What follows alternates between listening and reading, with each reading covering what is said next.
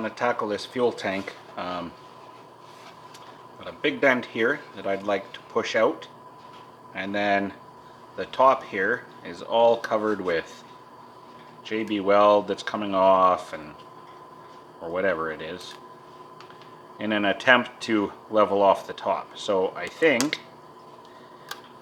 if I peel all of this off and lift it up as best I can to get it level or even slightly proud, then I can file it down again, retap the holes to take a machine screw. It'll have to be a slightly larger one, but I do have, got a little bit of room to work with on the carburetor. And, you know, whoever did this before thought if one gasket's good, then two must be even better. And, well, neither of them were good. Between all that, I think I can maybe save this tank, which would be great, because then I'm not spending money on a tank and I can spend it on things like tires that I cannot repair and, you know, that kind of thing. So I'm gonna go drain it out and get to work.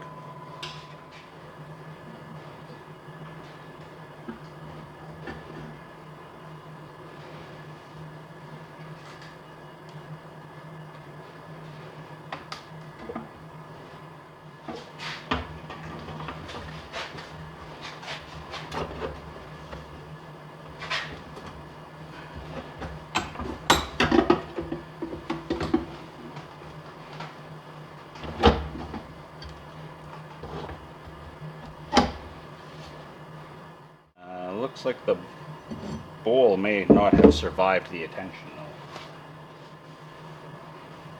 though. Ooh, that is pretty rusted. In there, there's a big hole in the side of that bowl, and that's not going to keep proper fuel level in here. So I think this is not working out. It looks like they've gone in and tried to seal it with the fuel tank epoxy kind of stuff, and with limited, there's like squares of brass on here and stuff, so it's been kind of repaired to within an inch of its life. Maybe I'm just better off getting a new one. That sucks. Wonder how much they are.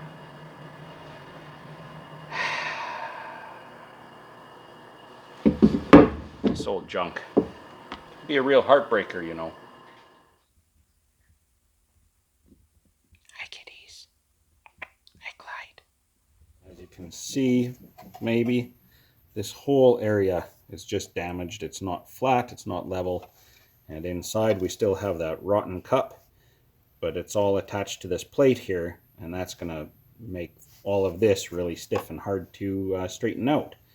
So I think the next step, you can see I still have a lot of the sealant in there still to clean out. It may... Uh-oh. I think I'm...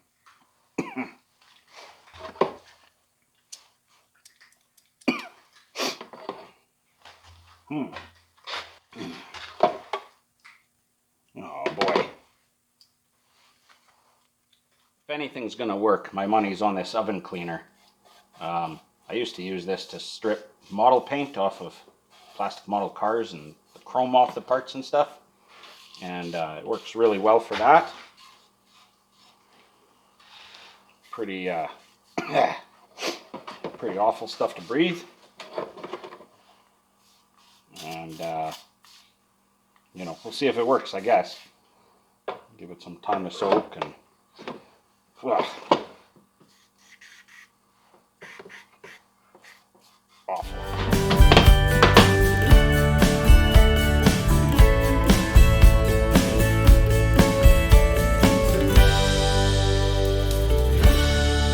Easy off did nothing. So I've rinsed these parts off, and we're gonna see if our good old friend Super Clean has any better luck. Sealing it up. Alright, plan C. I'm not holding out a lot of hope, but I have this old fairly dirty acetone that I used for some other project a while ago. I don't remember what, but hopefully maybe that'll work. 24 hours.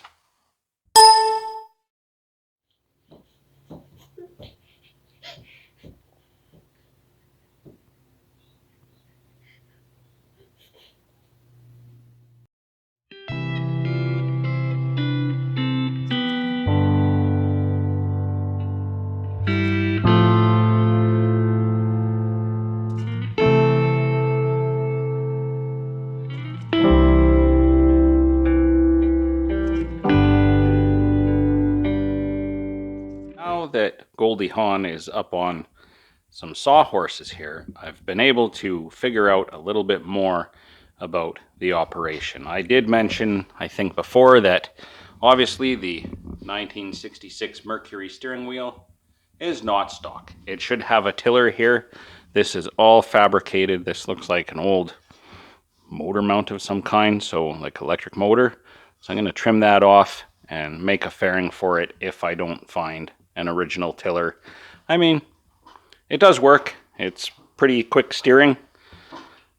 It's not turning all the way because it's contacting the stand, but nevertheless, you know, it works. Clutch pedal, clutch, and brake pedal. This lever is to engage the blade.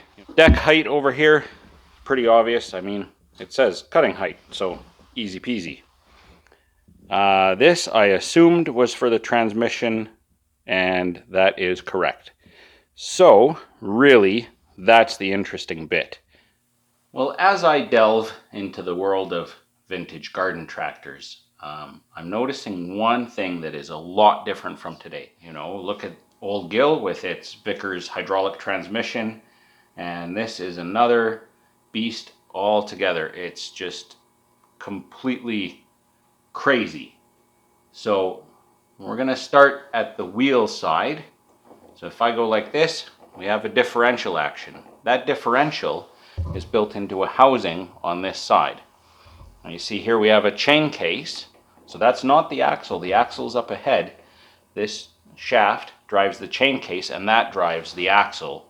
The differential's in there. I assume this should be filled with some oil and probably have a plug right there, but we'll cross that bridge later. Maybe it's just going to get grease. So, you know, you can see now that this rear chain case here, this rear shaft, and this chain case is moving. This chain case drives a wheel up in here. So you can see that wheel moving. It's got rubber around it, kind of like a little tire.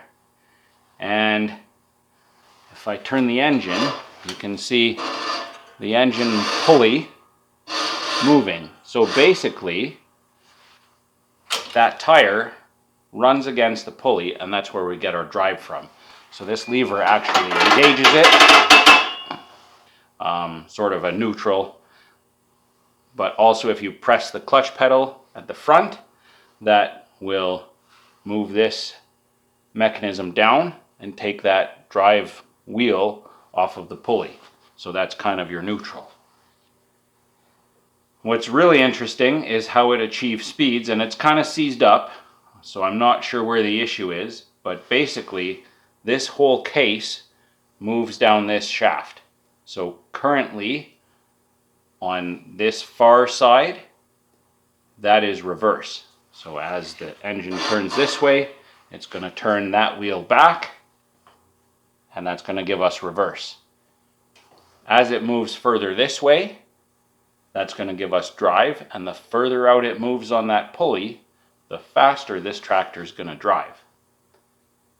As well, we have a band brake here, which is actuated by the pedal on the right, and so it just pulls a little, you know, a linkage to tighten up this little band here, and it stops. Currently, you know, this bit here feels pretty free, but something in the shifter linkage itself is binding up and won't move that over.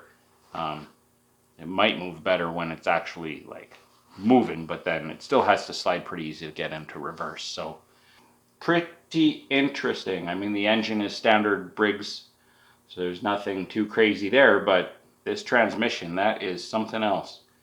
I hope I can get it going. It'll be lots of fun for the kids. I made mention of the fact that the differential on this tractor was kind of in behind the left side wheel here somewhere. And I know it has differential action because when I turn this wheel, the other wheel turns the opposite way. So because it clearly needs tires, I thought, well, I'll pull this off and just, carry on poking around while I wait for a fuel tank. And this is so weird, I just had to show you guys. So just held on with a castle nut and a cotter pin. I thought, hey, to adjust bearing play or whatever. When I pulled it off, the differential is essentially built straight into the wheel. I have never seen anything like this before. Those 3 bolts there just secure the one bevel gear here, and the rest is built in right into the shaft there. That is just wild. And I guess, yeah, so then this whole thing is actually what's driven by the chain. Man, it's just crazy. I don't know who came up with this. It is crazy. I could never come up with this kind of thing in a million years.